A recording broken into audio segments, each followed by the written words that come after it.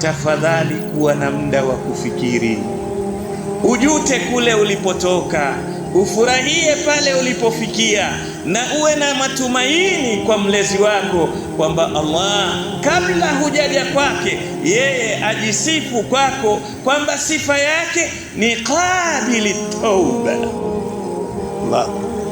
Allah kabla hujaja kwake minal azal, katika sifa alizojipa ni kwamba qabili tauba, yuwasubiri toba yako, yeye haikubali toba yako tu.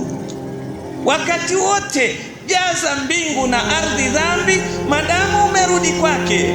Inna Allaha yuhibbu tawabin wa yuhibbu. Jamani, tusimkimbie Allah tabaraka, tusimkimbie Allah.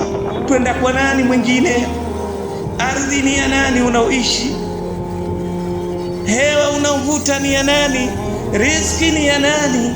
Huu ulimwengu walillahi ma fi samawati wa ma fil ardh.